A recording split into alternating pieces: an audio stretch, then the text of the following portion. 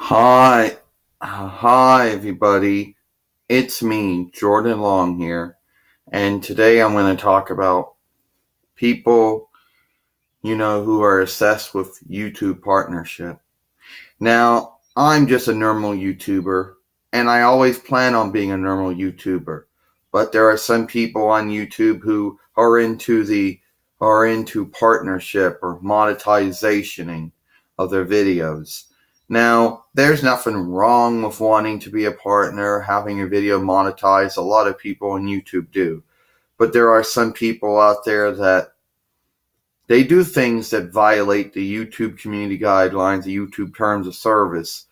And these people, and they know who they are, because I don't need to go through mention usernames and screen names and channel titles.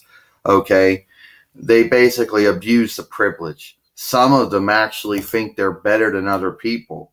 Because back in the day, applying for YouTube partnership was a big thing.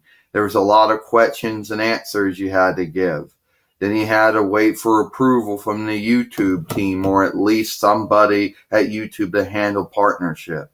And you were always rejected, basically. And everybody on YouTube basically tried to defend this being rejected. Then you had to wait 2 months or something, I guess, just to reapply again. And either you were accepted a second time or you weren't. If you got into partnership at all, you didn't have to build your channel up.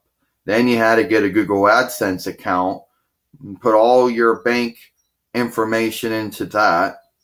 Then after that, you had to wait for the Google AdSense team to confirm that. Then you had to wait for YouTube and Google AdSense teams to merge those two things together. Okay, it wasn't, and some people who got in a partnership back in the day, they were like this: hey, I'm better than you because I'm a YouTuber and I get advertisements playing during my video, and I get advertisements inside my channel, and I get percentage of revenue from my videos each month from Google through Google AdSense for being a YouTube partner. You shit. I can make videos longer than 10 minutes or 15 minutes. Yeah, that's how you. Yeah, I kid you not. Back in the day, there used to be a lot of douchebagness about being a YouTube partner, bragging about all the privileges. But what a YouTube partner tended to forget was they were still accountable to the community guidelines, to terms of service, to copyright. A lot of them thought that it didn't apply to them anymore, that only the community guidelines and terms of service and copyright applied to non-partners. And then you would see YouTube partners get their channels terminated and suspended for either violating community guideline terms of service or committing copyright infringement of some kind. And basically, they would cry conspiracy. Another problem is they would cry it was unfair. Then, after that, YouTube partners basically started getting upset if non-partners got privileges. Hey, I can upload longer than 15 minutes now. All I gotta do is to verify my account for privileges that you originally had. No fair. Only partners should have the upload privilege. Not you, the longer upload privilege. No way. Yeah. Back on YouTube, you were then able to get your endless upload privilege if you were on for 5 months in good standing with community guideline, terms of service, and copyright. You either had some content on your channel, like a playlist, a favorite, or an upload, and some profile information. Then you were eligible for your endless upload privilege. That, or you could verify your channel for your mobile phone or your original telephone, if you had a verification code you got from Google for that. And some partners complained that non-partners shouldn't get those privileges. Or this was always something else that always amazed me, why did YouTube partners always were shocked when they found out they were being underneath more scrutiny than the original user? That's right. When being normally on YouTube as a non-partner, you only have to follow community guideline terms of service and copyright.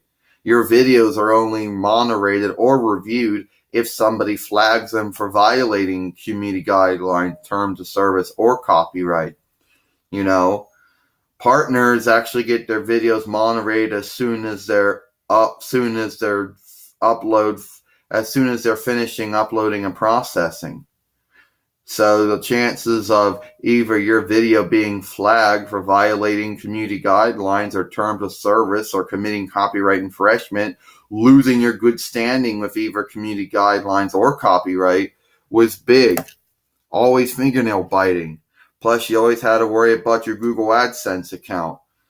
Yeah, I know you don't let on, but you bite your fingernails worrying about your Google AdSense account, wondering if you're going to get that suspended or terminated.